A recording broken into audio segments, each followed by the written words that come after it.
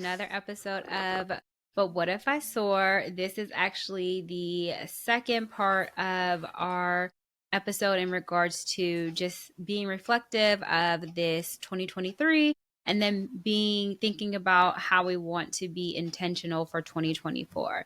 So definitely listen to the first episode or the first part of this episode and then jump into this one. So the next question that we have is going to be, what accomplishments are you most proud of this year, and how has it contributed to your sense of fulfillment? And then the second part of that question is, can you share a success story or achievement that brought unexpected joy or learning? Accomplishment I'm most proud of.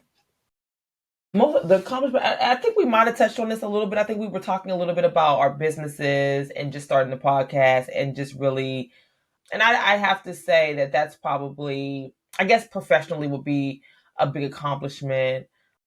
Personally, I would just say what's been a big accomplishment for me personally has been, personally, what's been the biggest accomplishment has been, I would say, just pushing myself to kind of get out of this cycle of anxiety and fear, you know.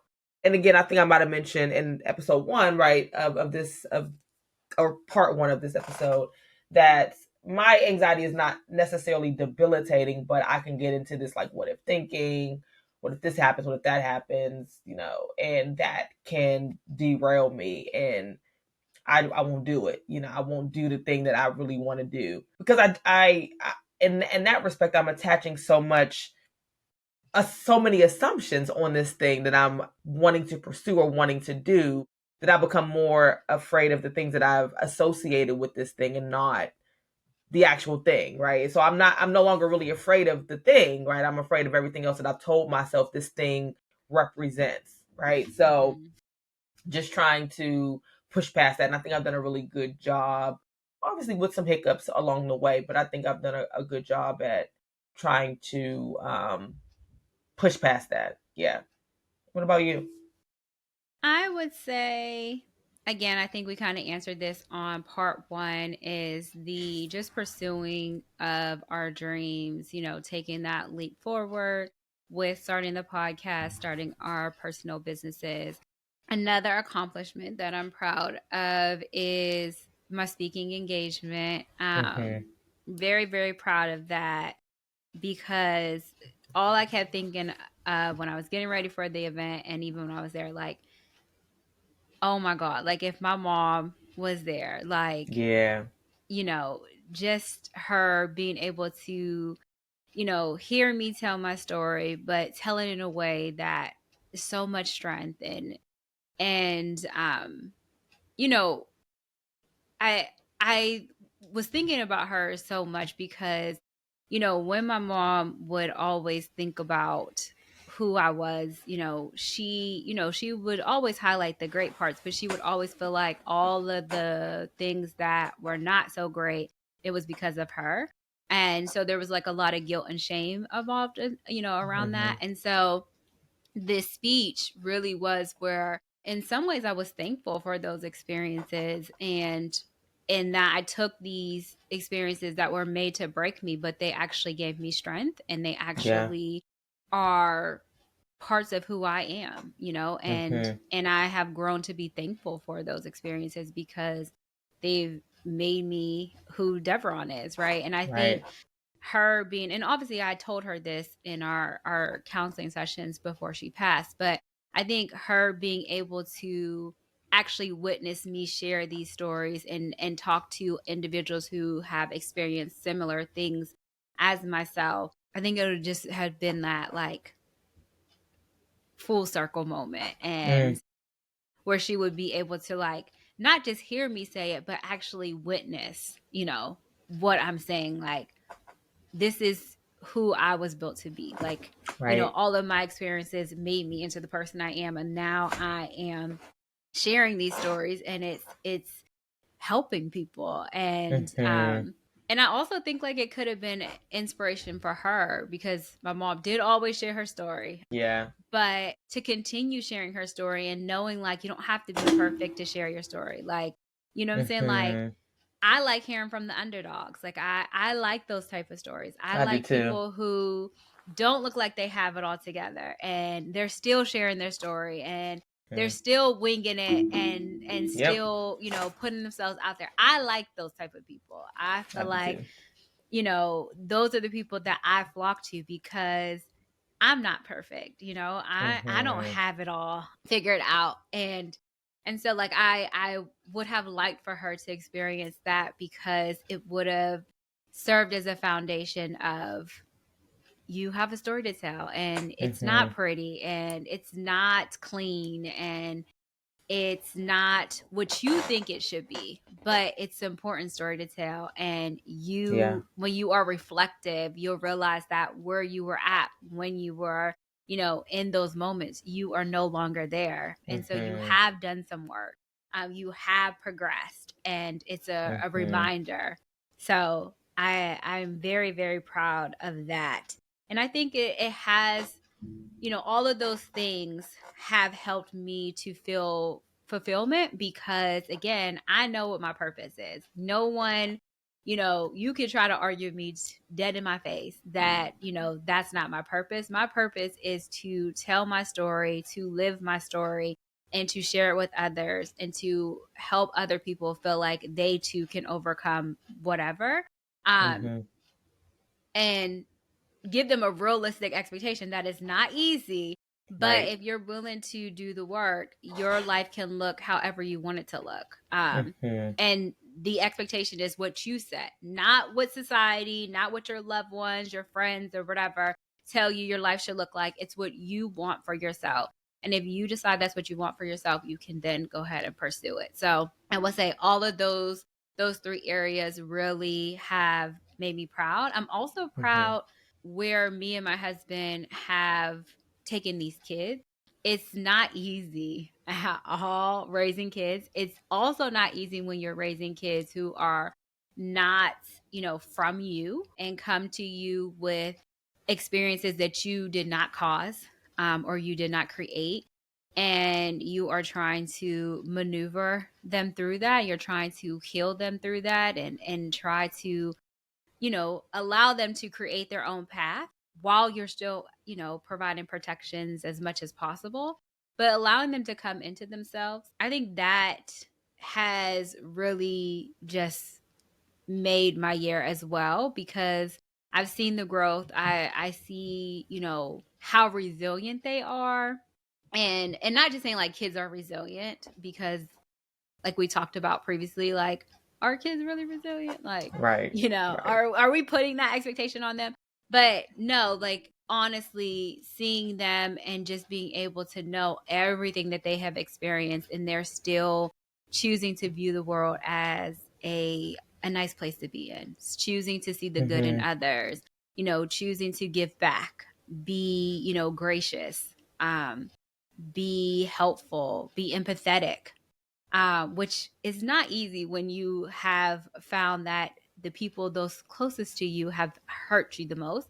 That can Mhm. make you have a sense of like the world is dangerous. Right. Let me keep everybody at bay, right? So Mhm. just seeing them continue to grow in their own, and they are in a much better place at their age as far as just processing things and being mindful and just the coping skills that they are utilizing than I think I was at their age. Oh, right. You know, Girl. being open to therapy, seeing the benefit of it. You know, I just think that that is something that I feel so fulfilled with. Because I Mhm. know the power of a good therapist. I know the power of a good therapy session. Mhm. Um, and so seeing that, you know, I'm not like dragging them by their feet to go to Yeah. counseling and see the benefit. Initially I was, but now they have their own relationship and their own identity with that. And I think like that is great because that means that when they leave my house at some point in their life, they will see the benefit of continue to do the work and continue to explore and go back to therapy if needed. So Mm-hmm. I'm very happy about that. Yeah. Yeah. So I would say like that has brought, I don't want to say unexpected because I did expect to have joy about it, but I think it's just been like I'm just continue to do right by my mom and in so many different aspects of my life. And I think that's all you can really ask for is, Yeah. showing her that the kids are all right. Like, Mm-hmm. I think that's like the best thing you can do. And I think like in any aspect when you have gone through different things, being able to show like I'm still here, like I'm still Mm-hmm. fighting. Mm-hmm. I'm not this broken piece, broken vase that people have to be cautious because I'm so fragile. Like, no, I'm here. So yeah, that would say I would say like that's those are my things that I am very, very Mm-hmm. happy about. Okay. No, that sounds good. So the next question is, how do you practice positive self-talk, especially during challenging times, and what impact has it had on your well-being? And then if that's something that you do, then what are some personal mantras or some affirmations that have been empowering to you? I would say I'm really thinking about this. So I think we talked about this in a couple episodes ago. I like to do voice memos. Mm-hmm. I'm not good at journaling. I'm not. I've tried it. I'm just not good. But voice memos where I kind of like talk to myself. I also will talk to myself in a mirror. Mm-hmm. Um Mm-hmm. and so I'll talk to myself and I'll just like try to unpack whatever it is like the challenge that I'm going through at that time. And then I'll also use that time to like speak kind of like speak words into myself, right? Like remind myself of where I've been and where I'm at, because oftentimes, especially if a challenge comes and is unexpected, it can feel like your whole world is kind of like caving in and Yeah. you are feeling like everything is bad. And I think you talked about like gratitude. And so I wouldn't say like when I am doing it, I'm thinking or focusing intentionally on gratitude, but I think like I am focusing on remembering like currently where I'm at, but also being reflective of where I've been and realizing like I have been through so many different storms that I thought would take me out and they haven't. And so like this too shall pass. Like storms don't last forever. And I just remind myself of that. And when I do that, it really just refocuses my mind on like you can have your moment. Your feelings are valid because your feelings are your feelings. You can cry, you can be angry, whatever, but I always remind myself that I can't sit there, or I can sit there for a moment but I can't stay there. Like I'm Mm-hmm. not allowing myself to stay there.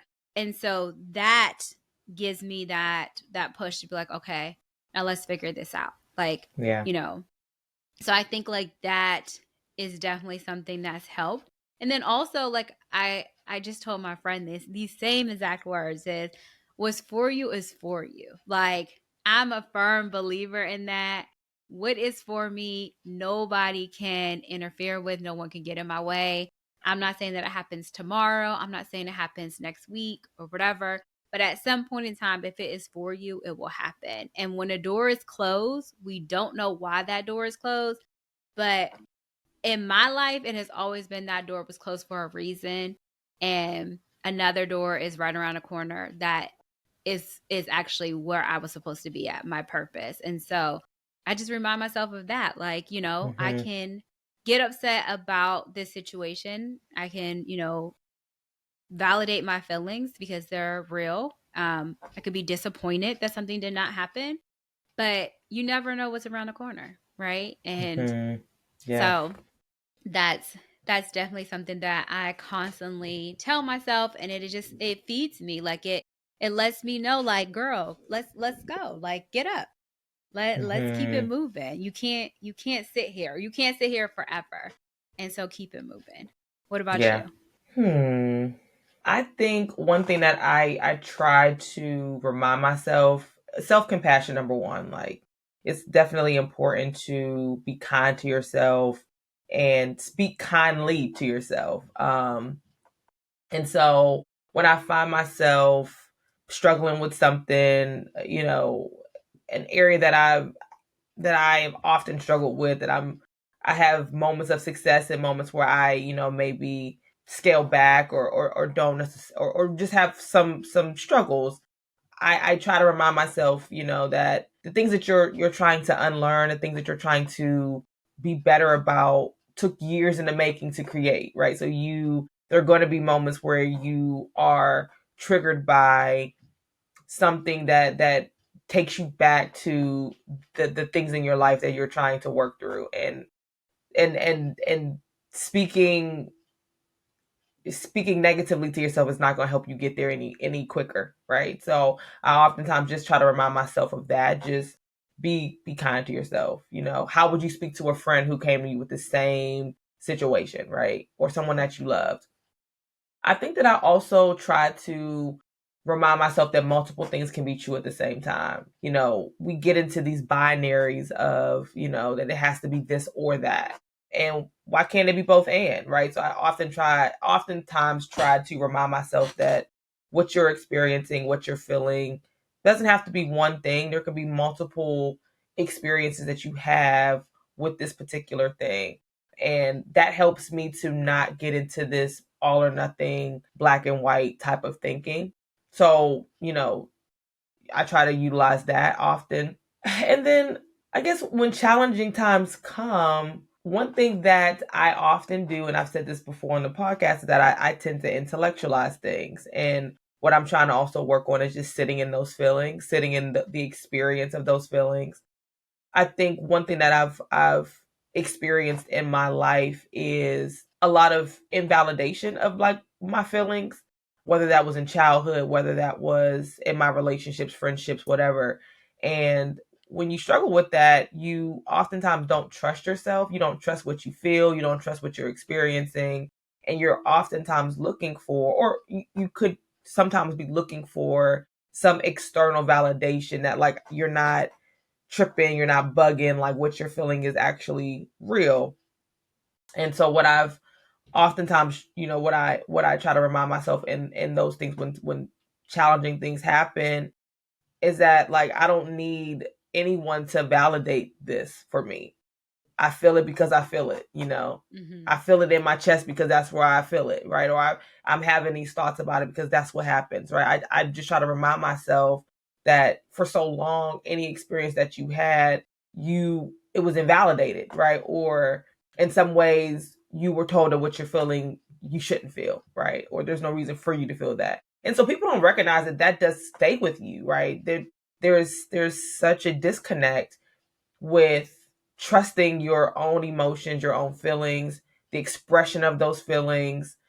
And so I really have had to be mindful of not needing external validation to validate what I'm feeling, to validate the experiences that I'm having. So I just try not to do that. I just really focus on like validating myself, right? You felt this because you felt it, and there's nothing outside of you that can make that experience more true, right? It's true because you feel it. You don't need someone else to like co-sign that shit. Like, no, you feel it. It is what it is. So that's something that I definitely try to do, especially in times that are challenging when I'm really like struggling emotionally. And then like I think I mentioned like one mantra that I oftentimes use is everything's temporary, right? So, keep moving because everything is temporary. I also have an affirmations for Black women like journal that I've been trying to work through, and some of those mantras in there have been helpful. So I try to utilize some of those as well.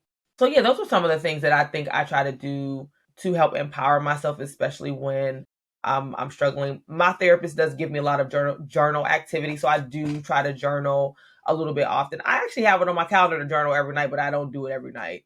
What I probably should do is just be committed to like maybe once or twice, 2 or 3 times a week. And my issue is that I want to spend so much time journaling instead of just giving myself journal for 5 minutes, just build a habit versus trying to, you know, spend 20 minutes on journaling when you just don't have that kind of time, right? Yeah. So, but she gives me a lot of journal activities. Like if I mention certain words a lot in my session, she'll give me that word to journal on, or she'll give Mhm. me that word to like help me explore deeper, you know, in my journal activities. So that's what I try to do. But I think, you know, if I want to build a habit of that, because I actually do get a lot out of it. And I also use voice memos sometimes too. But see, me, I want to go back and listen to them and listen to them and listen to them. And that's the part that can be a little overwhelming for me. Mhm. So, but I think just trying to be more intentional about doing it with no expectation. I think the expectation I give myself is probably unrealistic. So, but those are some of the things that I think I try to do to speak life into myself. So yeah, yeah, I'm still in um, the everything is temporary. yeah, I like that. mm-hmm, yeah. It's definitely been helpful. Next question is looking back. This is a good question, actually. I like this one. Looking back at the episodes throughout the year, is there a particular topic or conversation that had a lasting impact on you? And were there unexpected lessons or insights gained from the discussions with guests or co hosts?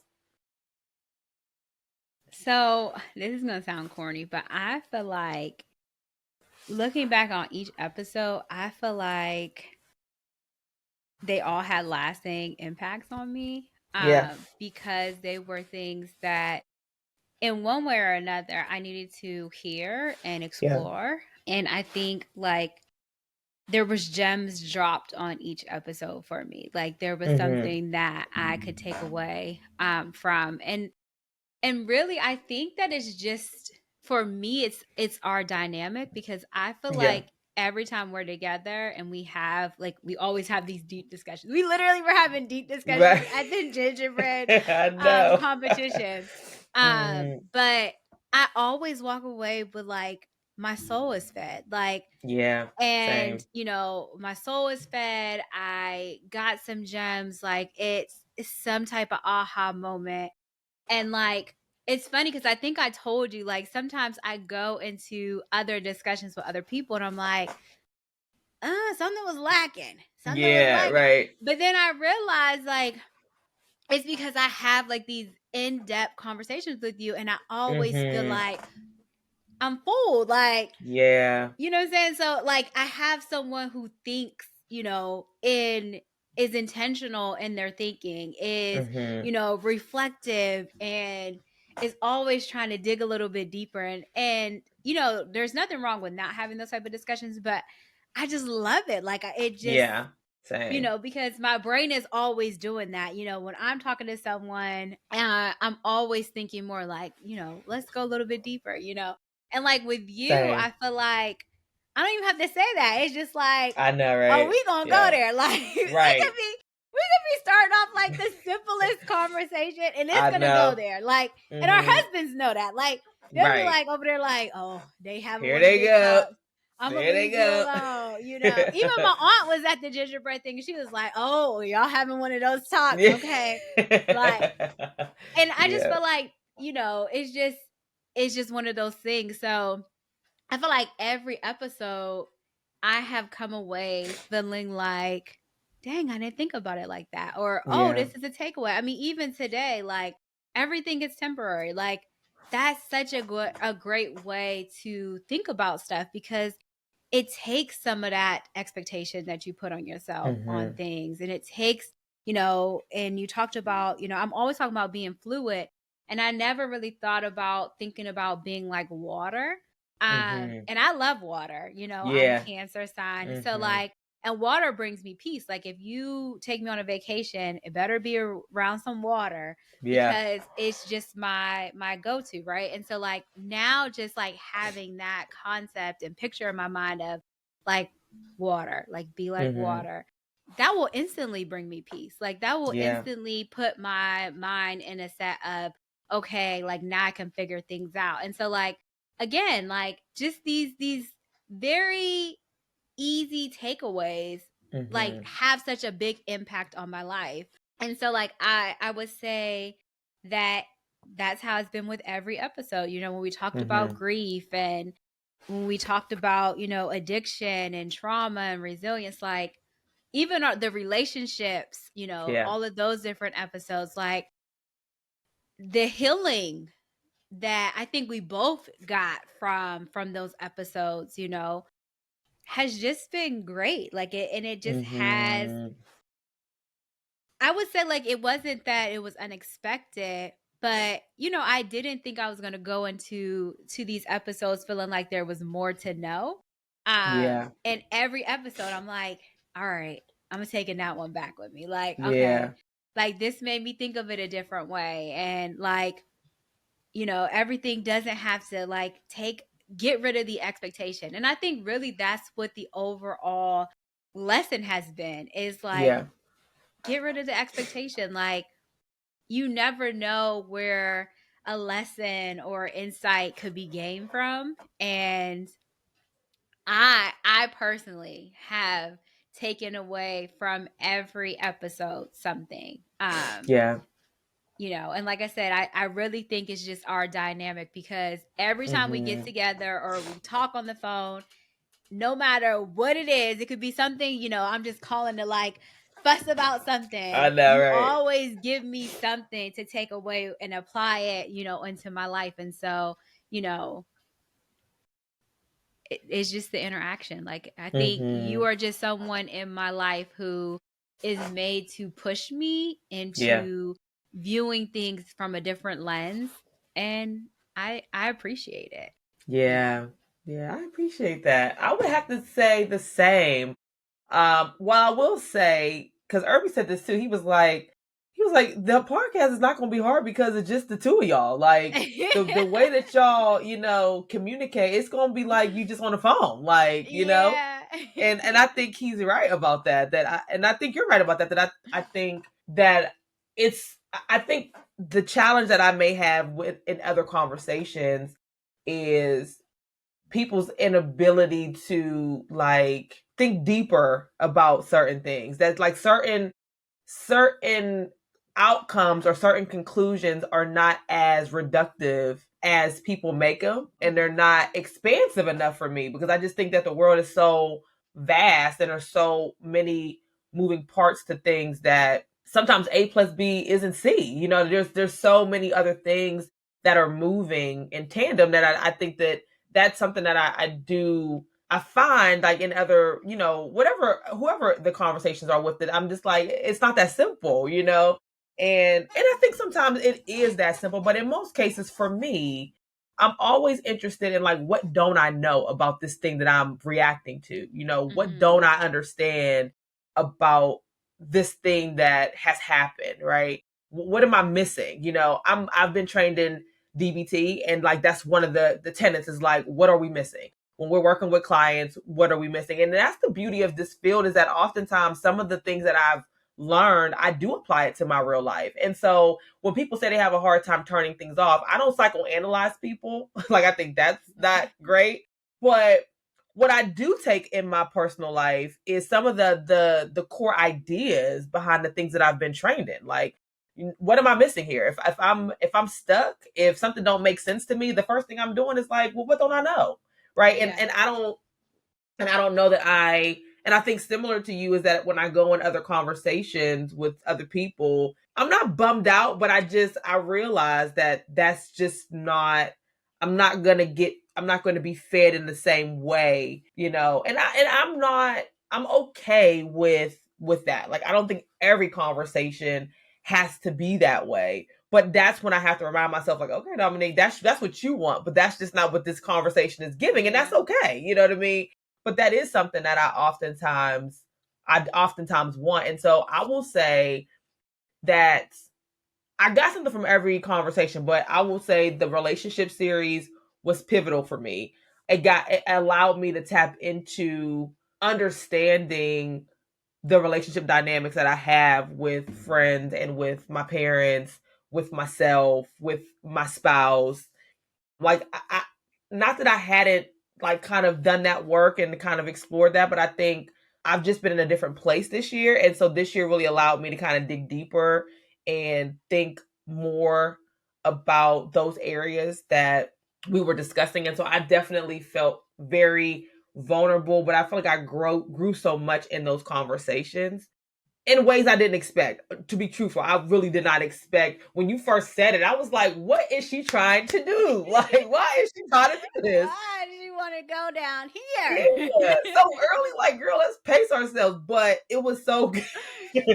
But that's my fear. Again, that's the fear talking. That's the like, what if this happens? Or, like, all that stuff. And I think when I was able to let myself go and just explore those conversations openly, it's one thing to do it like with another person, but it's nothing to record those conversations and then put them out Yes. to, anybody who has access to, any podcast platform and YouTube to go watch it.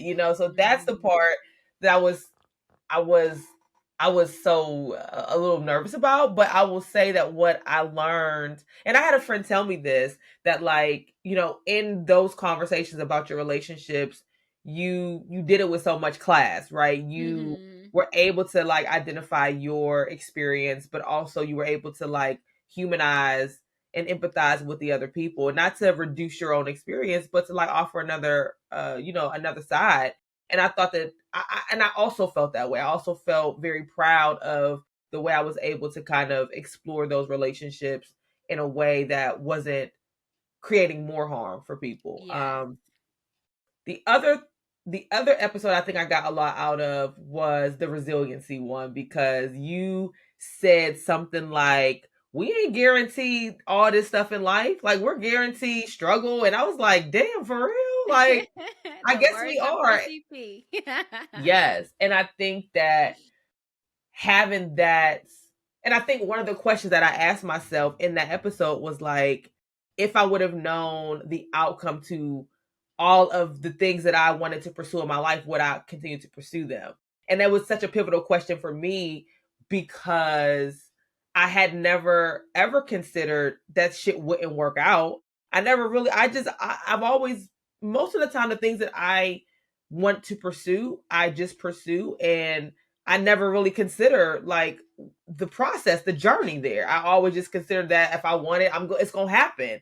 And that is true, but sometimes the process to get there is not an easy one. And not that it's Mhm. supposed to be, but in my mind, like, and I think you also said something too, like, being a good person doesn't mean that you're absolved from bad things happening. Like, that was just so, I don't know what, it's such a simple concept, but I don't know what about that was like, damn, like, she right. Like, dang. So that was definitely eye opening for me. I think in our conversations about grief were helpful, right? That like Mhm. grief isn't just the loss of like a person, but it's the loss of an idea or an experience. Like, the loss of a relationship. Like, I think sometimes we forget that, and Mhm. to be kind to ourselves through those moments of grief as well as the loss of somebody. I don't know, like, similar to you, like, much of those conversations, I definitely left with something. And I do appreciate, being able to have these conversations and being able to like work through things in my own head, or leave the conversation with something I didn't expect to leave with. Like, that's also happened at times where I'm like, I didn't know what my expectations were in certain conversations, but I left feeling like I needed that conversation. Like, Yes. the world lines up in a way that you can't always predict. And that's why I was like, I would leave certain conversations like, damn, I needed that, because, and I didn't know I needed it. Like, that's the beauty of it too, is I Yes. didn't know that I needed it. I didn't know that that was something that I needed to explore, or I needed to Right talk on about. time. Yeah, yeah. So I would say that has definitely been my experience with the episodes. But it started off with that relationship. That relationship one was definitely probably the start of leaving each episode with something that I wasn't necessarily expecting to leave with. So yeah, similar to you, every episode left me with something for sure. Next question is, what is one key lesson you learned about yourself in the past year that you didn't anticipate? And how has your perceptions on life, relationships, or work evolved based on the experiences of this year? Dang, It's a loaded question. that's a loaded question. What's one key lesson that I've learned about myself? I think change. Change is just hard for me. I think I think it goes back to thriving in routines and in thriving in routines, thriving in structure, thriving in like what I can expect to happen or what I know I can expect to happen. I think we're all creatures of habit. I'm definitely a creature of habit. I'm like, times 10, like those habits help me. But embracing change has been, and not just saying like things change. Like, yeah, like that's true. But I think in the way in which I embraced change was just a real connection to change happens, and you can allow your aversion to change affect you, or you can lean into change is always happening and decide that you are not going to allow your aversion to change impact the growth, impact the things that you want for yourself. And there are things that I'm still working through around change. Obviously, I don't think that's something that I'll ever be good with entirely, but I do think that this year I really leaned into change. I really leaned into also just like not taking shit so serious. Like, there's been lots of things that have happened, change that have happened this year, and just recognizing that, like, get your little tears out, not little, but get your tears out, get your frustrations out, and then you do what you got to do, and just keep it moving. Like, keep it, just keep it moving, keep moving, right? Like, don't allow whatever is happening to get in the way of moving, and I think that's been helpful for me for sure. I think another lesson that I've learned, the importance of regulation, emotion regulation.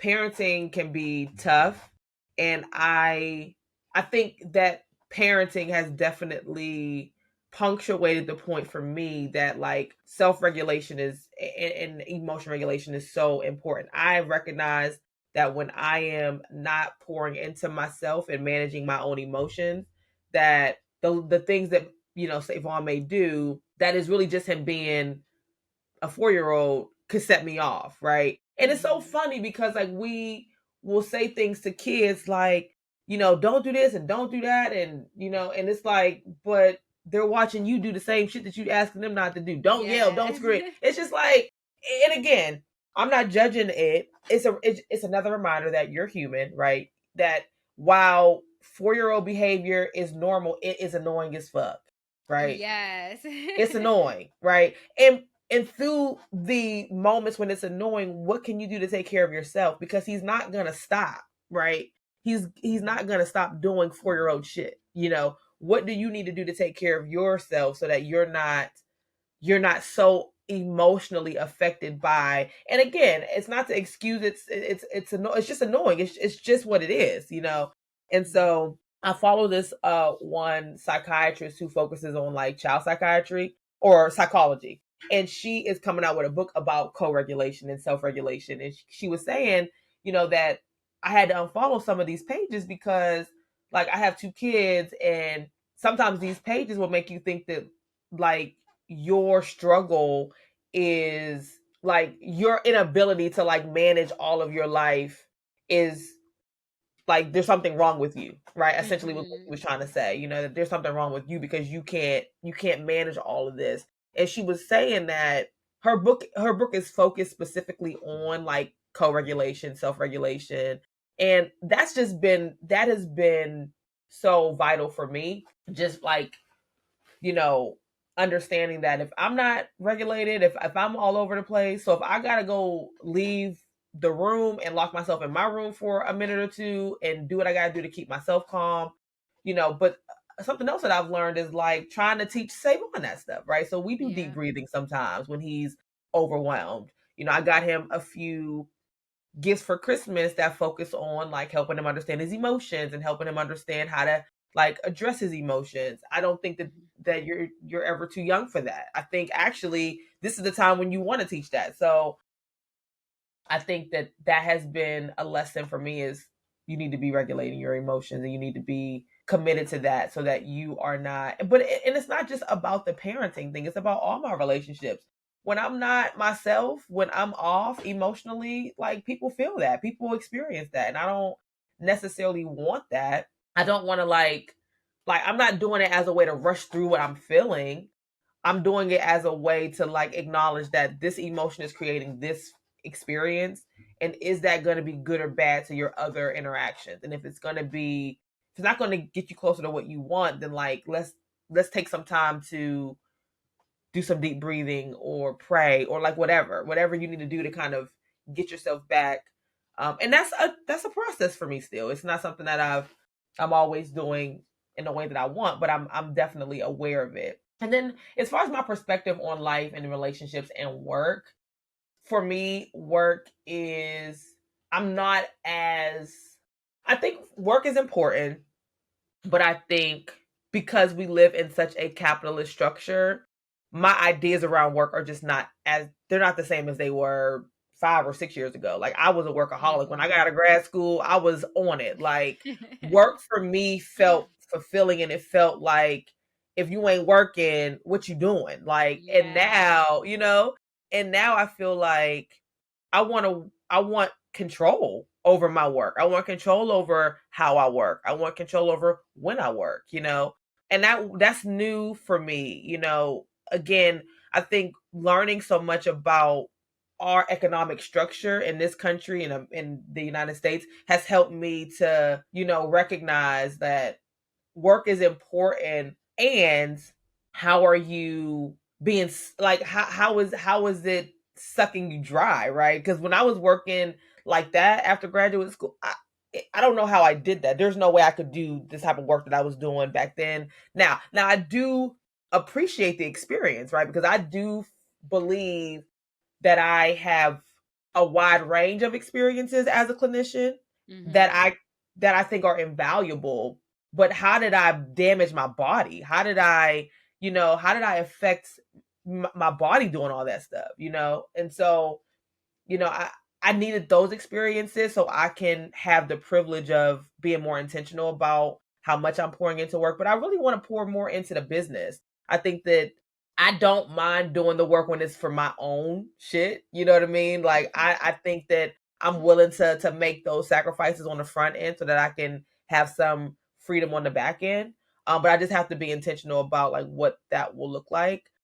As far as life and relationships too, I mean, I think ultimately the goal for me with life and relationships is whenever I have an opportunity to spend time doing something new or spend time doing something with people that I love, like I just want to do that.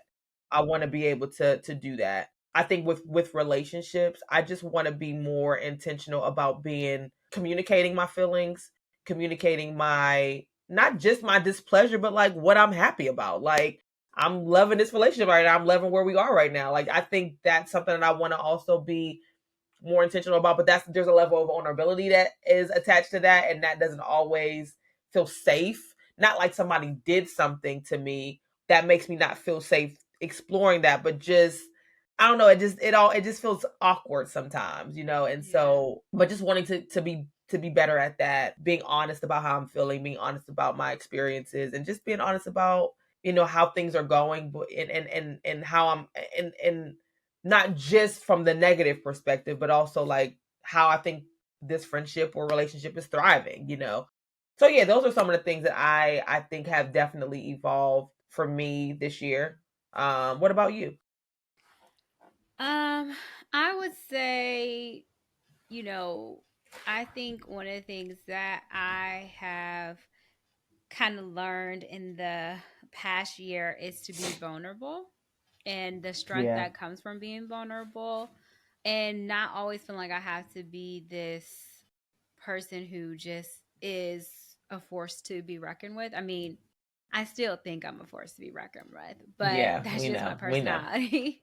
Yeah. But I don't have to I don't have to be a force with everything, right? Mm, And and there's a way to be a force without being so like I don't have to be like the Hulk, like smashing right. everything and just not caring about the repercussions or whatever.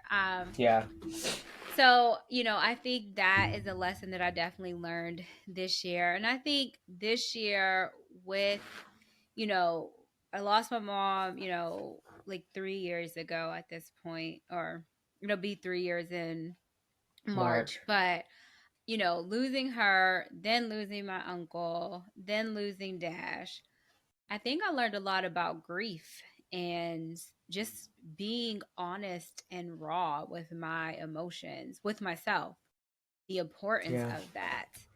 It's grief is such an uncomfortable place to be in Yeah. because you really like it's like you have these feelings and they're painful as hell, and you really can't do anything about it for some Hmm. time, because nothing you do is bringing that person back, and really that's really what you want.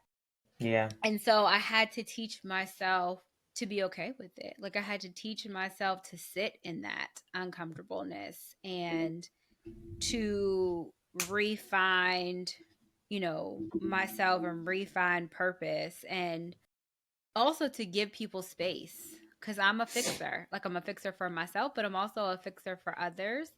And I'm a pusher for myself and for others. And I think this year has taught me to, and not saying that I didn't, like, I definitely love, I'm a hard, like, I love very, very hard. I think it's the Cancer in me. But also understanding, like, there's a point of being gentle with people and accepting people for where they're at. And even Yeah. though I may want something different for them, I want something better for them. Just because I want it doesn't mean that they want it for themselves just yet. Yeah. And that's okay, right? I can definitely give them resources. I can definitely be a support. But sometimes other people's battles that are people that I love are not my battles to fight. And I think it wasn't that I didn't know these things, because I definitely did, with my mom and my sisters from previous years. But I think this year just cemented that everyone has their own journey, and you can't come in just thinking you're going to fix it all, because that's just not the reality of the situation.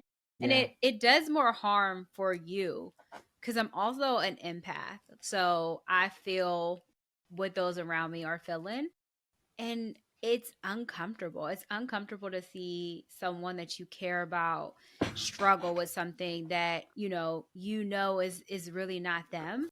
And Hmm. you know that they are destined for so much greater, but it's where they're at right now. It is taking me a long time to sit with that, to understand my limitations in that. And I think, Hmm. like, with the passing of these individuals that I love so much, the strength that they had and all of the things that they had been through was just reminders that, like, life is short, and you Yeah. have to kind of like you have to put your mask on first. And it's something that I tell clients and loved ones all the time, like, you have to, like, fill your cup first before you pour into others. But I think, like, it's easier said than done for yourself, right? And so, like, I think Yeah. this year was a reminder that I have to pour from my cup, because pour to myself first before I pour anyone else's. Because if I don't do that, how am I going to be good for myself as well as others around me? Yeah. And so it was definitely a lesson that I was reminded of, that, again, I thought I had overcome and knew it and was Hmm. applying it, but it was a reminder, like, the work never stops. It also was a reminder that when I come up against challenges, I've realized this year that my inner child oftentimes would take the driver's seat. Hmm. um, and it was not in a place that I wanted to be anymore.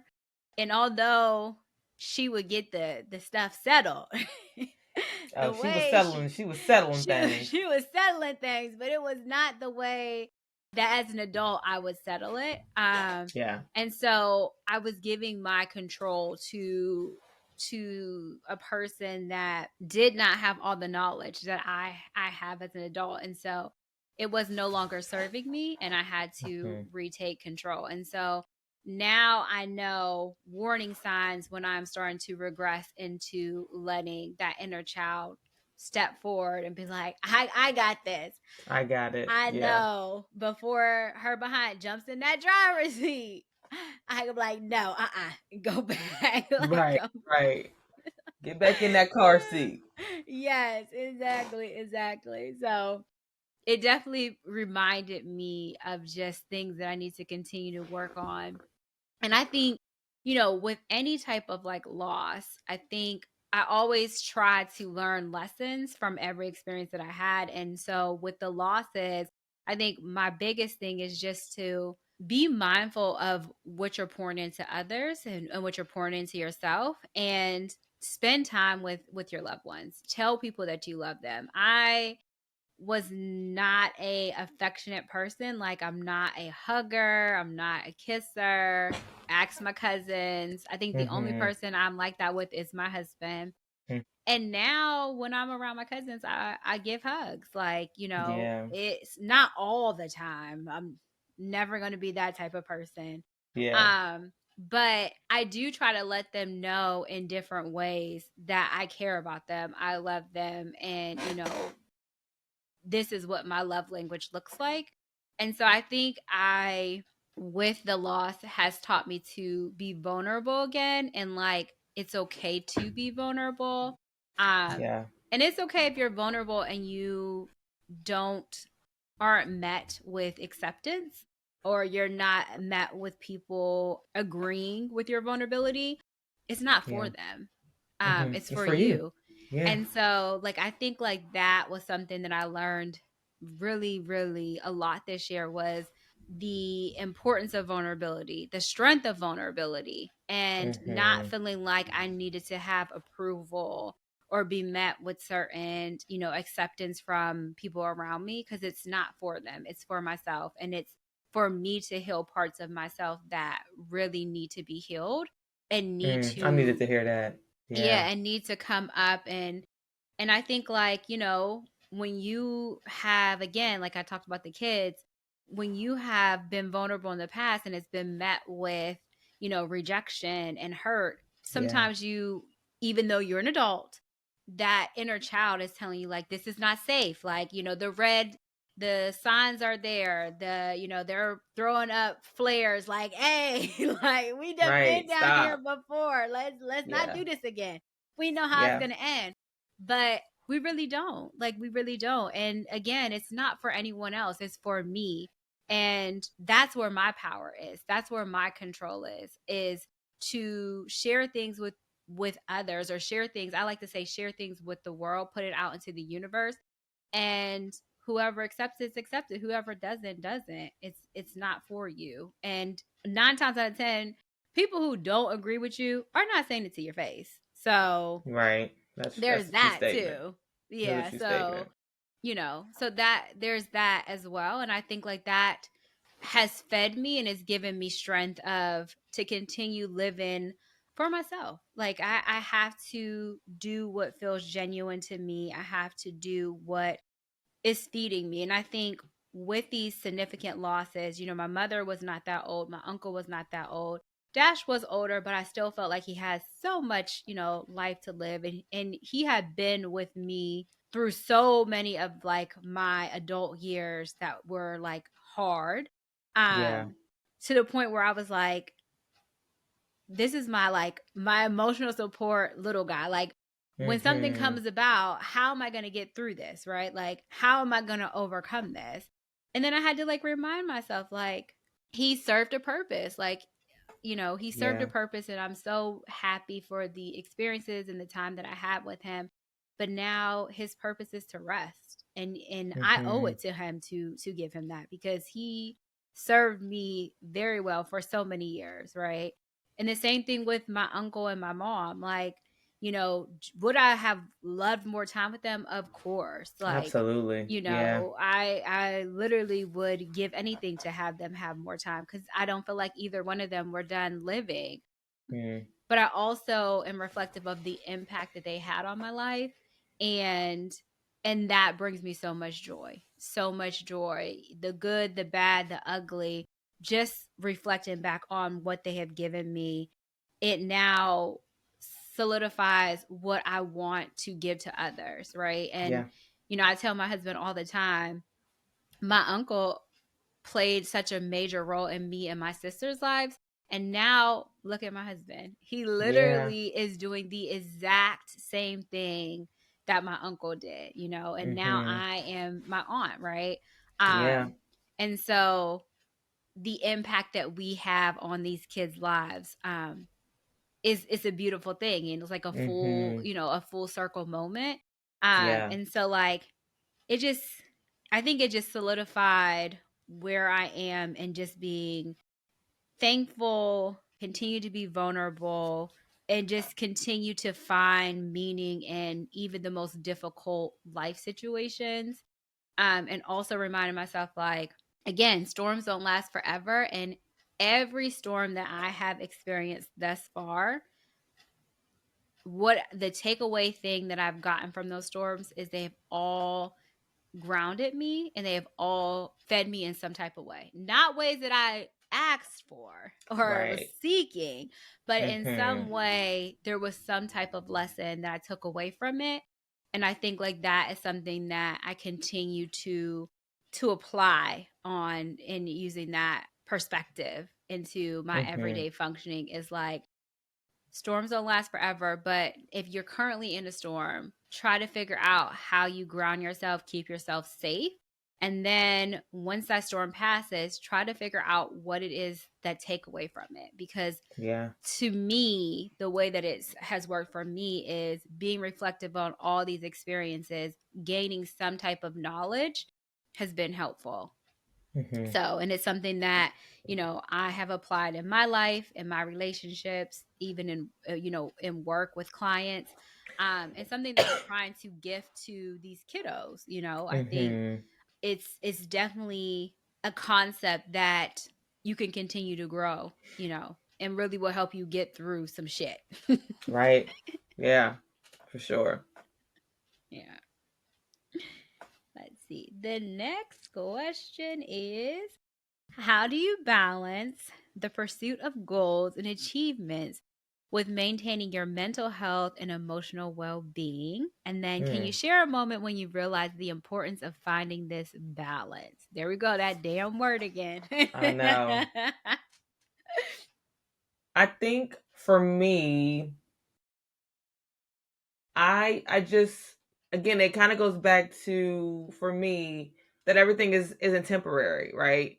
Or everything is temporary, right? So if I am pursuing goals and achievements and it's not well, or it's not going well, or it's negatively impacting my emotional well-being, then I make adjustments, I'm open to making adjustments. And that part's been challenging, right? Because, like, I've I've been trying to find my way through, like, the social media thing, right? And trying Mhm. to use that as a marketing tool. And I had some ideas about how I wanted to use it in the beginning. Those things shifted over time. And I think things are going to continue to change, right? And so when they do, what is my ability to change with it? I think being so resistant to change can also negatively impact my emotional well being, right? If I am so stuck in the way things have been, or that the way that things have worked, that I'm not open to the fact that, yeah, things were working that way, but now there's been some changes. How are you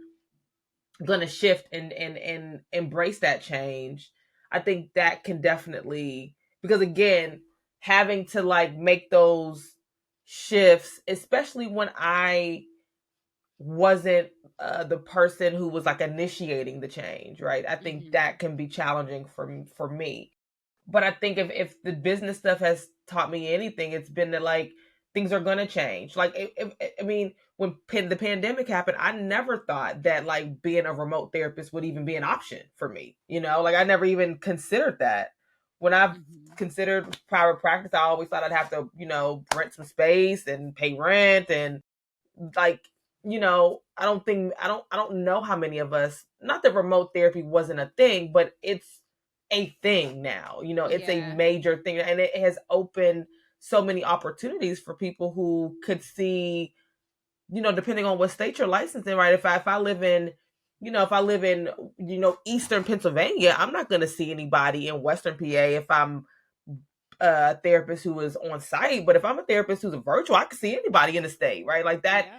has drastically, made shifts in ways that, I'm sure we didn't foresee, right? So I think sometimes change can be good, and it's easier to embrace it when it's good. It's harder to embrace it when it is, I don't want to say bad, right? But it is Challenging. creating more, it's challenging and it's creating more potentially, in my mind, it may be creating more obstacles for myself. But if I shift my thinking and I learn to like maybe reframe those experiences as something different than what is initially coming out, I think it could definitely help me manage and maintain my mental and emotional well-being. So for me, being willing to change and shift when necessary, even in those moments where it's not the change that I was initiating. Maybe that change just happened and I, needed to, I needed to make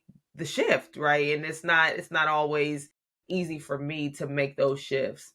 I think outside of that, like personal goals, personal achievements, I think in my personal life, I think in my personal life, what I think will be helpful is just being realistic about the goals that I'm setting or the achievements that I want, and being mindful of where I am and what I'm attempting to unlearn, and like how are the expectations that I'm setting for myself around the goals that I have personally, and the achievements that I want to achieve personally. Like, am I being am I being fair to what I'm also trying to unlearn? Am I being fair to what I'm also trying to undo?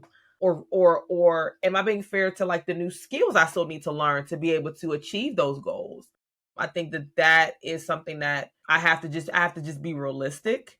And I think my continued awareness, my continued commitment to self-awareness and self-reflection will help me do that. I definitely am invested in being honest with myself, even in the situations that I may not necessarily want to be honest about. But I think that honesty, that awareness, that self reflection can help balance those goals and those achievements, and making sure that I am also considering my emotional wellness, and taking breaks. Like, I think that's the thing that I also struggle with, is that I have to be doing, because routines can be a gift, but they can also be a curse, right? Because like it's okay to take a break. It's okay to like to take a moment and not be so engaged in, work, and be engaged in like these goals and achievements. Like our brains sometimes need to rest.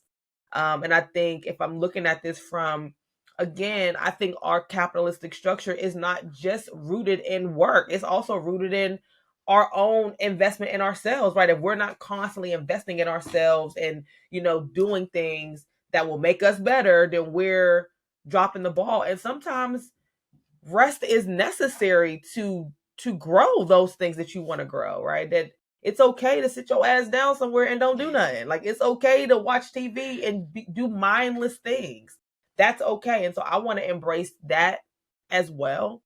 Is, when you find yourself overwhelmed, that maybe you need to sit down, maybe you need to rest, maybe you need to take a minute and not be so invested in, those things, right? Those things are not going anywhere. They're going to Mm-hmm. be there, and if you're not taking care of your emotional wellness, you're not going to be any good to those things anyway.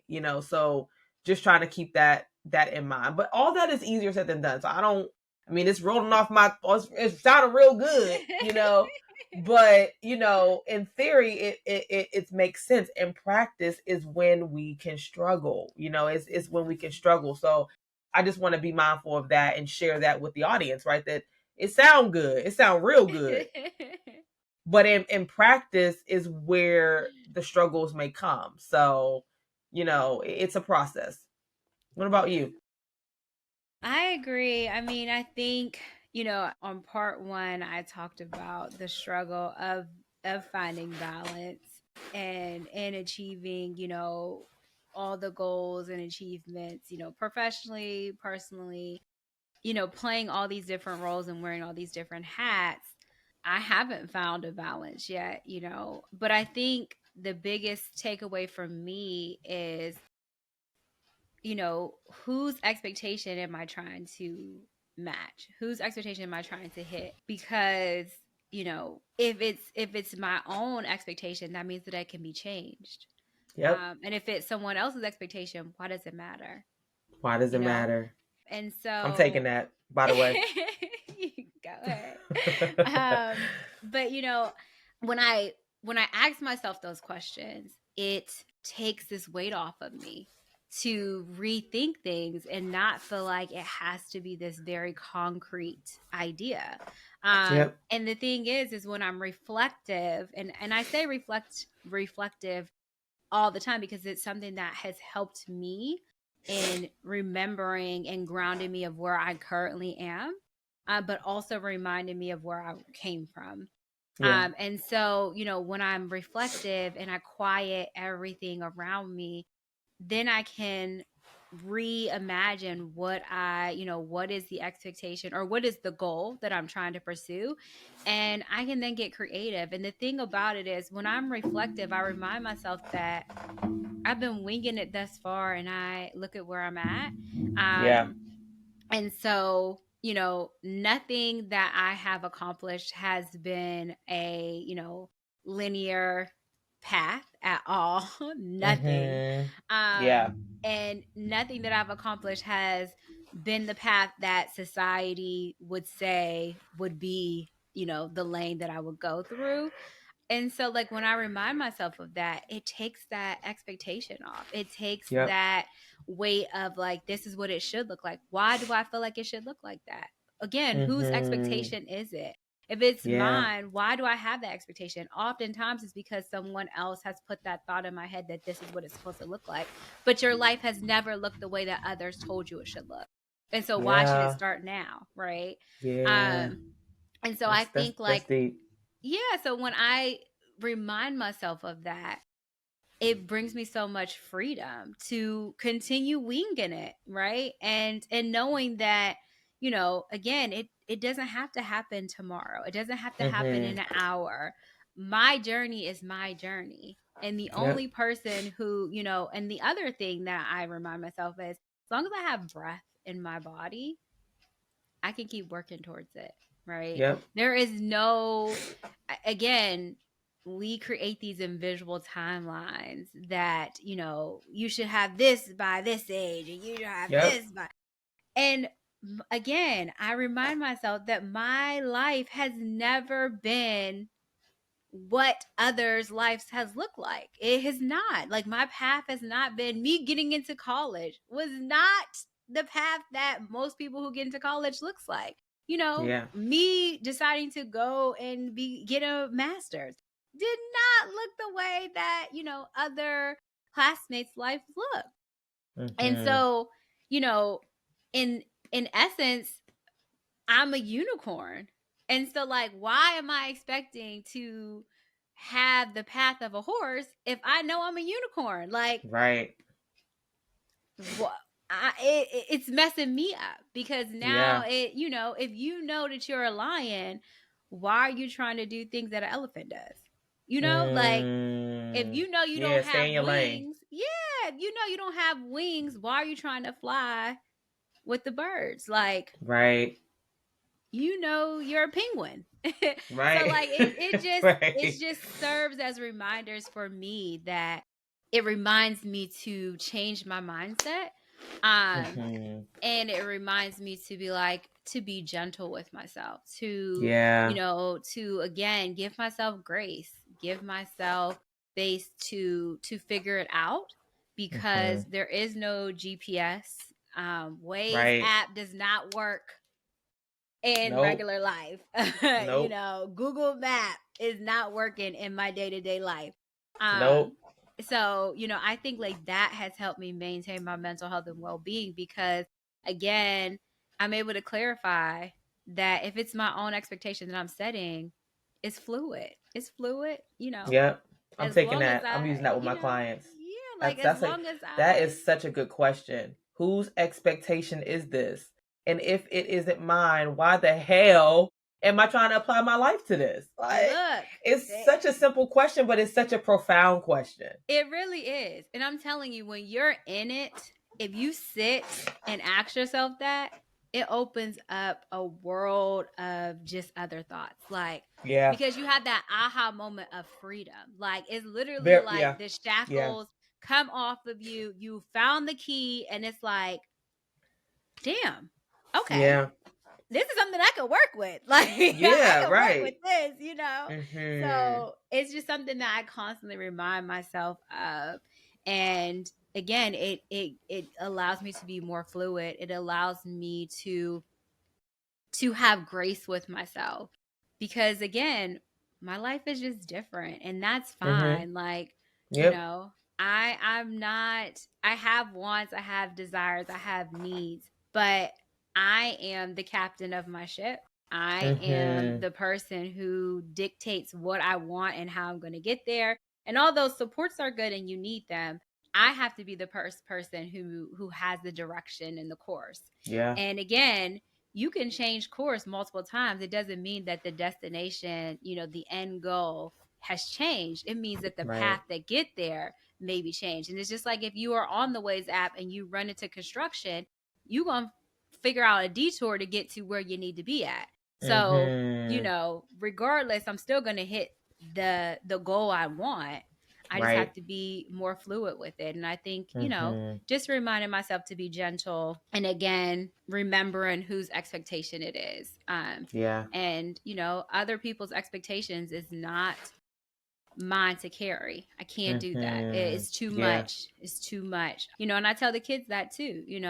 I want them to be all that they can be, but they have to want them for themselves because Yeah. what will happen is if they're pursuing the expectation of me and Mercy and our dreams for them, they can end up in a place that they're unhappy with, right? Yeah. And they don't even recognize themselves in that space because they're living for someone else. No, you have to live for yourself. And Yeah. again, I'm definitely going to push you to be all you can be, but I also want you to buy into that and tell me if what you are saying, it's not my job to tell them what the end goal is. It's my job to help them with resources to get to that goal that they say they have in Yeah. mind. It's Mhm. my goal to help them figure out and process any hurdles that they may experience and things like that. That's what my Right. job is. My job is not to Mhm. say this is where you got to go, you know, Yeah. And this is how you got to because get there. yeah, like I can't. No one could tell me that. Mhm. It's my, what's for you is for you. Nobody can stop that. And again, that is my philosophy on life. Mhm. Nobody can change that philosophy. Right. Right. So what is for you is for you. What is against you, can be against you, but it's not going to stop you from getting to what is for you. So, Exactly. Yeah. so I think like that. That's what I just keep reminding myself. I'm still trying to find the balance, but as Yeah. long as I keep those reminders, everything else falls in place. So, Yeah. Yeah. yeah. That's good. That's good. So our last question is, as you look ahead, what intentions or themes do you hope to explore in the podcast for the coming year? And how do you envision the podcast contributing to the personal growth and well being of your listeners? It's a good question. It is a good question. So I'm going to start with the second question first. So, what Okay. I envision the podcast contributing to our listeners is just giving them planting seeds. I think planting seeds in them to for them to further explore because again, what is your path is your journey, and I think, a good therapist will always tell you, I'm not here to tell you the answers. I'm here to help you find the answers that are already within you. and help Mhm. you to clear all of the stuff that's, inside, get it kind of like cleaned up so you The can, noise. Yeah. exactly, you can then recognize what the answers are, because you are the expert. I'm just in the passenger side, right? Right. So you're the expert. And so like that's what I envision this podcast continuing to be, is just we are in the passenger side of our listeners' lives, and Yep. we're just giving them, some resources for them to be able to calm the noise and to figure out what they already have within themselves. And that, I think, like that's our purpose, and that's what has Mhm. been our mission from the start. And Yeah. so I just see that continuing to grow in different avenues, and I would love to explore, how that looks a little bit more. But Mhm. I think for the well-being of our listeners, that's really what our focus is. um Yeah. and then intentions and themes that I would like to explore. I think, again, we both really care about trauma. I think there's so many people who experience different traumatic events. And the thing about trauma is, just because you experience a traumatic event doesn't mean that you then have PTSD. There's different Right. levels of trauma, and there's different ways that it can impact you. However, I will say that there's so many different ways that you can be impacted by trauma. I mean, even just like secondhand trauma. So, Mhm. with social media right now, when you log on, sometimes when you're on your feed, there are videos and things that are being shared that don't come with like a warning. And so you may view it and it could bring up different feelings and emotions for you, right? And so like, and it could also bring up things from your past that you thought you had overcome and healed from. Mhm. So I just think like, definitely talking about that, talking about the impact of trauma, the different tools and resources that you can utilize to help you, kind of process the trauma, Mhm. is definitely something that I would like to continue to explore, because it's definitely something that we see more and more. Even if it's not social media, watching the news could be very traumatic. Yeah. And we just live in a society where I feel like we, before it was like, the news was not 24/7. Mhm. um Everyone didn't record things on their phones. Now you have unlimited cameras and access to things, and so it does open up more experiences that, if it wasn't happening in your local area, you may not be aware of. But now we are constantly aware of different things. And like, in my previous job, I worked for, I was a part of the team lead for the critical incident team. And one of the things that I would find myself doing was to have alerts on literally all over the world, or you mostly focusing on the United States, because I knew oftentimes if there was something that happened that was traumatic, we would be getting calls from our members in regards to it. So I would just want to be Yeah. prepared. But not realizing that that opens you up to so many things, school Mhm. shootings, just regular shootings. And so I definitely would like to talk more in regards to those type of themes, and just, you know, staying up on current events, because I definitely think we both agree that's important to do that, but also Yeah. knowing when to take a break when it's starting to impact you, your mental well-being, your mental health is definitely important.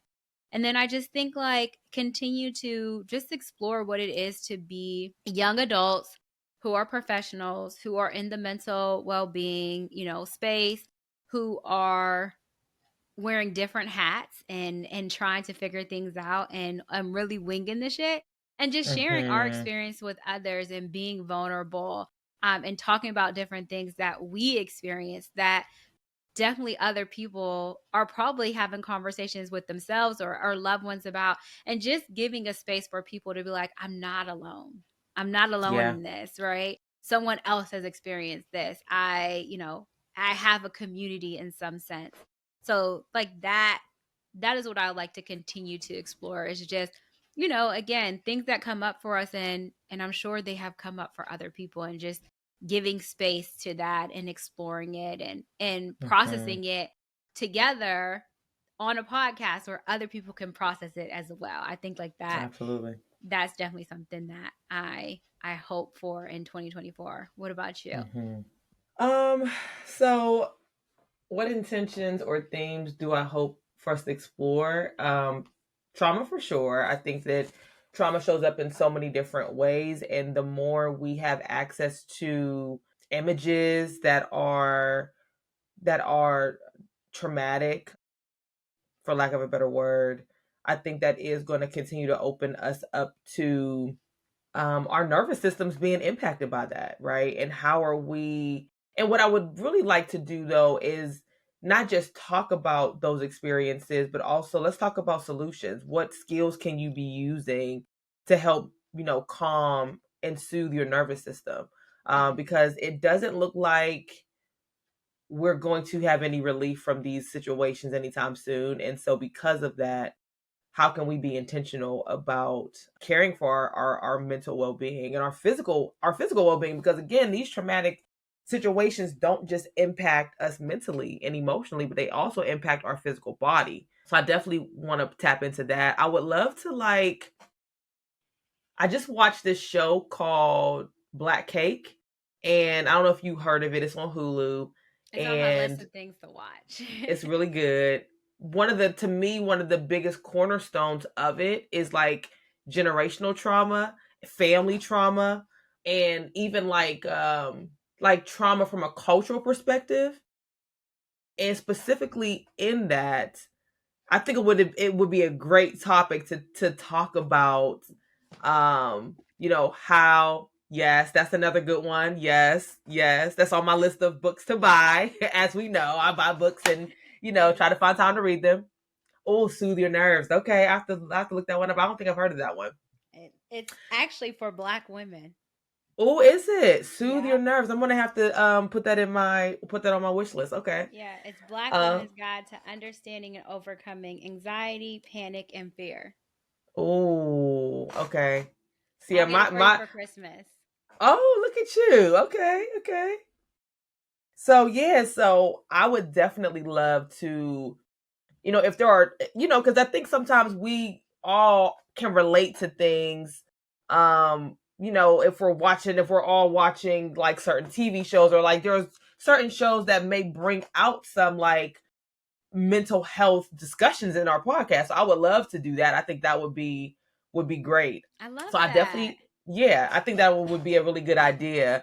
So I like that. I also think that we could bring up some topics just based on certain ways that the mental health field does highlight certain aspects. So PTSD month, mental health awareness month. There are so many different ways in which that we try to highlight certain aspects of the mental health, not necessarily the mental health field, but just mental health in general, that we could utilize those moments to kind of talk in more depth about certain aspects. So I would definitely love to do that. I would love to have guests on if we could ever have guests on. That would be something. I think that a lot of what we talked about this year had a lot to do with relationships, and I think it would be a good idea to maybe highlight different aspects of our relationships. So relationships with ourselves, like how are we reparenting ourselves, how are we maybe tapping into that inner child that you talk about often, in what ways are we neglecting ourselves, right? Again, this balance of like being a professional and being a person who has interests outside of that. I just think there's so many ways that we can really grow some of the ways in which we talk about certain topics on the podcast. So I'm definitely and we have like a running list, but we really haven't gone back to it. So it would be a good idea for us to go back to that list and see, because there were some really good topics on that running list that we started as well. But my hopes for the podcast too is that we continue to present ourselves in a very genuine and authentic way. I think that the reason why people are interested in certain brands, right? People who, love certain podcasts, because the people on those podcasts are being their authentic selves. They're being true to who they are. They're being genuine. They're showing up in a way that is, real. And I think that if we keep doing that, I think that that is also something that I want the listeners to get, because I think that more than anything, no matter what topic we're talking about, if you are not living a true existence, if you are not tapping into your authentic self, if you're not learning about what it means to be like what is authentic to you, who is the authentic fill in the blank, like who is that, right? If you're not tapping into who he or she is or they are, then I think that there's a disconnect to how we are trying to show up in this podcast. So Mm-hmm. my hope for listeners is that they continue to believe that who they are at their core is enough, right? And how can we help listeners continue to be searching for that authentic person in themselves, and not just finding that person, but not being afraid to live out loud what that means, right? What it means to be authentically you. And I also want to continue, one of the biggest ideas that we talked about on this podcast was we won't just be talking about, mental health, right? I mean, you could Google the things that we're going to talk about, right? But what we wanted to do was make sure that were we not only just talking about that, but we were also bringing in some personal story, right? Some personal Mm-hmm. story about how we can relate, how we're therapists and we're help in the helping profession, but we are not perfect, right? That we, just because we teach these things and we understand these things on a clinical level or professional level, doesn't mean in our personal life we still struggle, right? We're still human too. Exactly. So I think highlighting that human element from us, I want to make sure that we still continue to tap into, because I think that just helps people understand that, like, damn, okay, I mean, I guess I just assumed that you're a therapist, you would get it, but like, no, you fucking up too. Like, we all trying to figure it Yeah. out. We're Wing all it. trying to figure it out. Exactly, right, right. Yeah. And while I Yeah. understand these things on an intellectual and clinical and educational academic level, personally, I might be falling short. I'm probably falling short. That is just, I'm human. So that are some of the things. Those are some of the things that I would definitely like to continue to highlight the way and that's really how I envision the podcast continuing. And I think as we continue to show up in that way, it'll help the listeners feel connected to us and not feel like this podcast is above their heads. Like, I never want to talk about things in a way that make people feel like this clinical jargon is just too much for me, right? I want people Yeah. to feel that this information is digestible to them, and we are therapists, but we are you, right? We are you. You are us, and we are you, right? There's no Exactly. separation of that. That we're all on this walk together. It just may look a little different because of my profession, but that's the only difference. If I wasn't in this profession, I would be. I mean, I would still be you, right? So I want people to feel that sense of connection to us on this podcast. So those would be some ideas I have, and some intentions that I would like us to continue for next year. I love that, and definitely add in some of those the things that you want on our list, because I think, Mm-hmm. like, I love the idea of the shows, and Mm-hmm. I definitely would like to start, maybe even dropping like a book suggestion, Yeah. because there's really so many, and Dom is like the queen of knowing all the good books. So yeah, definitely are planning to do that. But we have a lot of ideas, and we definitely want you Mm-hmm. guys to reach out to us, on our social media. Let us know if you have some things that you want us to discuss or cover, or any guests that you would like to see, featured on our podcast, books, or, maybe dive into and processing of a TV show. I, there's so many different things that we could do, and I'm excited about it. Just my Yeah. brain is working right now. Um, Mm-hmm. so while we're wrapping this up, this will be, I believe, our last podcast of For the 2023. year. So Yeah. we'll come back 2024, beginning of January, with a new podcast. But so, Dom, and knowing that these next couple of weeks, what is a way you're planning to soar Yeah. into this new year? So I want to finish at least one of the two books that I'm trying to finish up. I want to finish one of them. I did not hit my reading goals for this year, but I started so many new things this year, so I'm giving myself a break. I wanted to read, I think, like 25 books this year, but I think I might have got to maybe half of that. But I entered into a lot of new ventures, so Mhm. that's why I didn't get to that. And so I do want to finish that book. Preparing for Christmas. My side of the family generally we created a tradition that we celebrate on Christmas Eve. So we are preparing for that. So I'm preparing for just having family over and spending time. Me and Irby started this tradition at the beginning of this year where we have like this little box, and every week we put like a memory in that. And so I'm hoping Oh, for, I yeah, love that. yeah. So That for is New so Year's Eve, cute. it is. And so I'm hoping that, once Savon is a little bit older and can write, like he can also add stuff to that, and we'll just continue that Mhm. tradition.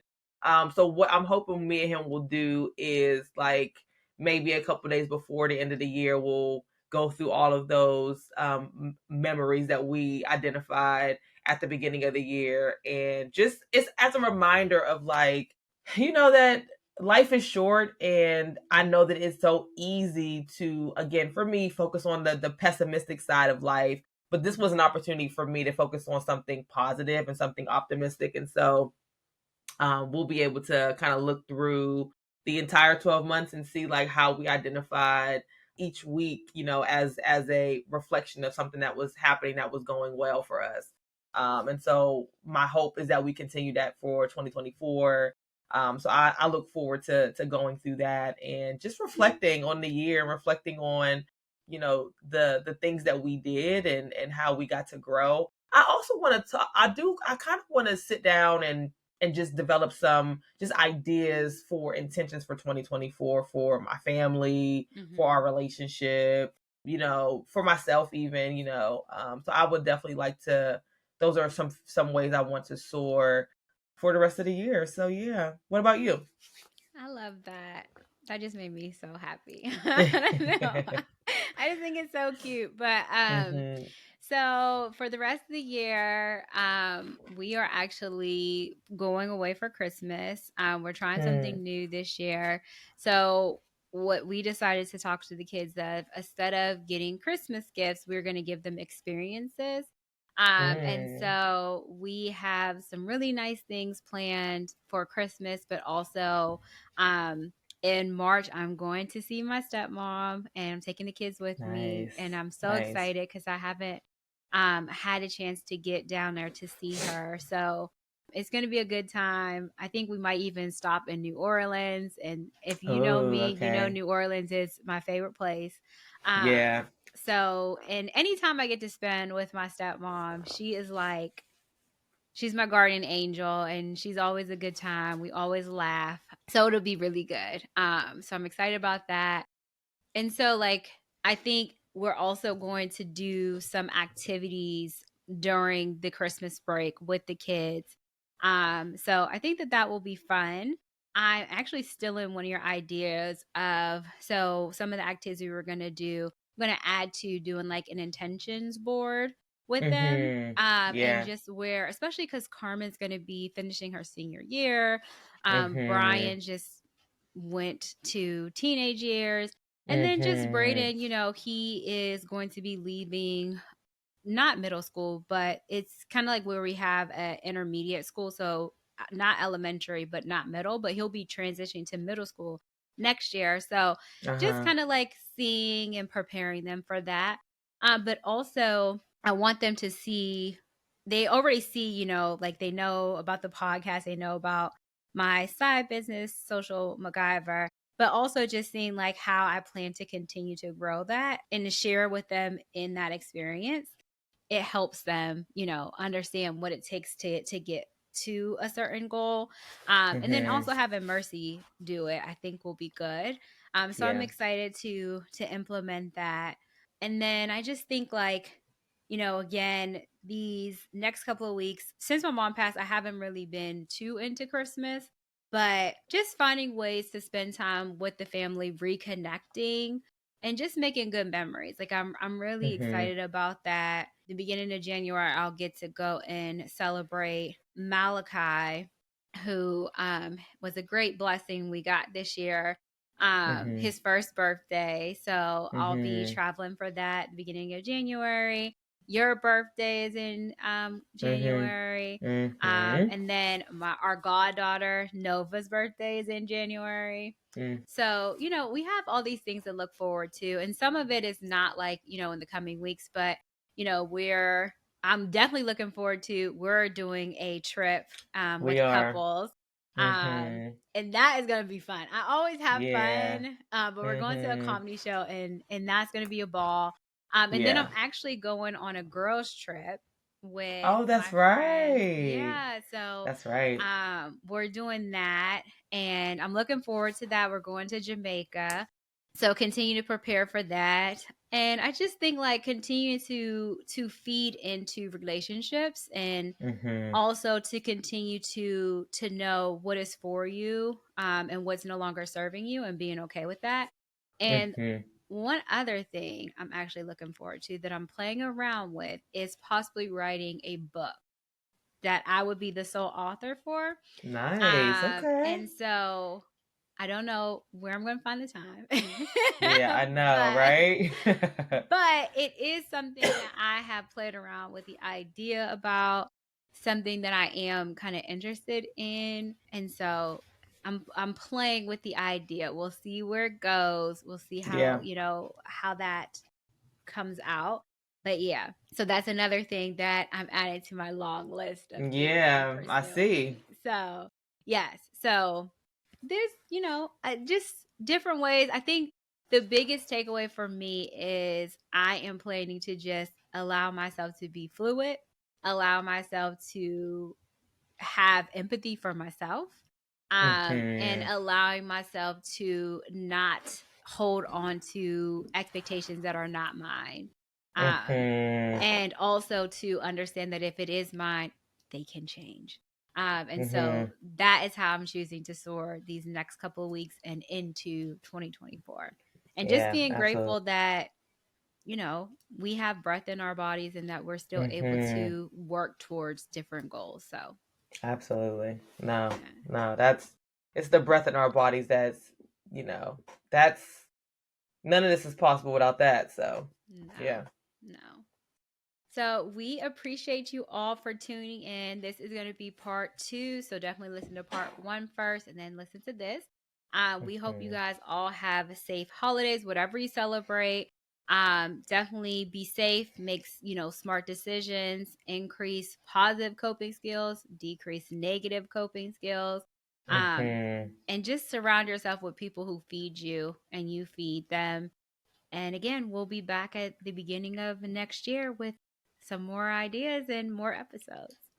Absolutely. So make sure to subscribe to our YouTube page. But what if I store podcast? Make sure to subscribe to anywhere you listen to podcasts. So Spotify, Apple, anywhere like that. And if you like what you hear, leave a review. You can also touch on or connect with us on our social media pages. We have a TikTok, but what if I store page? We have an Instagram, but what if I store page as well. And then our businesses, Free to Be Counseling Services for me, and then Social MacGyver for Deveron. We are hoping to grow our community in 2024. So we will definitely be more intentional about doing that as we talk about intentions for 2024. And so, again, if you have any ideas for us, if there are things you want us to explore, we are definitely open to that. Yes, hit us up. So have a great next couple of weeks, and we will check in Yes. with you in 2024. All righty. You all have a good one.